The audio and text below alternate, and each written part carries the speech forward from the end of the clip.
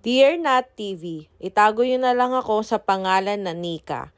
I'm 25 years old, may 3 kids po. Share ko lang po about love life ko at buhay sa pamilya. Ganito po kasi, nagkakilala po kami ni Habi, bata pa po kami, 16 years old pa noon. Nag-start po kami magsama, hindi pa po ako buntis noon, nag-aaral pa po ako. Nagkakilala po kami ni Habi sa inuman lang po, tuksuhan ng barkada. Hanggang sa ayon, nagkatuluyan. Nung una po namin pagsasama, okay naman po matino. Magalang sa magulang ko, di po siya palain na masyado, umiwas sa barkada. Pero yun nga po, sabi ng matatanda, hindi mo malalaman ang ugali ng tao kundi ka pa kayo nagsasama. Hanggang sa nabuntis po ako sa first baby ko po, mga 18 years old po ako noon. Doon na po lumabas lahat ng ugali niya. Lasinggero, mapanakit, pero pag nasasaktan niya po ako, lumalaban po ako syempre. Tapos po, pag sobrang lasing, nag-aamok pa po sa labas, halos labas, pasok na lang kami sa barangay.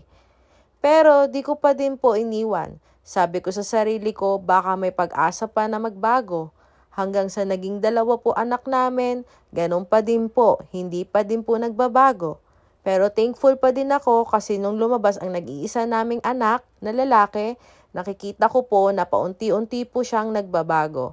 Masipag na po mag-work, may time na sa mga anak niya at bawas na din po siya sa pag-iinom. Kung sumuko po ako that time, baka broken family na po kami. Lalaki mga anak ko na walang ama. Pero dahil sa pagtitiis ko, nagbunga din ang inaasam kong pamilya.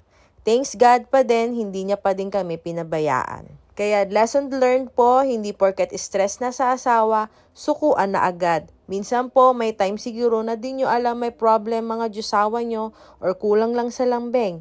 Malay nyo, magbago din. Huwag agad sukuan, pero kung di na talaga kaya, better na mag-usap ng maayos sa paghihiwalayan. At least hindi ma-feel ng mga anak na broken family na sila.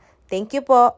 At yan nga po ang kwento ni Nika. Alam mo Nika, napakaganda ng story na share mo sa amin ngayon dahil nagkaroon ka ng pag-asa na magbabago pa ang iyong asawa. Ganyan naman tayong mga babae, paminsan-minsan talaga matiisin tayo kahit anong pagsubok pa yan, kahit ano pang kinakaharap natin, babae talaga yung matatag kahit papano. Hanggat maaari kung may mga misunderstanding kayong mag-asawa o hindi pagkakaintindihan sa mga bagay-bagay, dapat talaga yung mapag-usapan dahil hindi naman talaga solusyon ng paghihiwalay. Lalong-lalo na kung may anak na kayo ha. At kayo mga ka-netizens, anong masasabi niyo sa kwento ni Nika? Comment down below. At kung may gusto kang i-share na mga kwento, isend mo lang yan dito kay Dear Nat TV.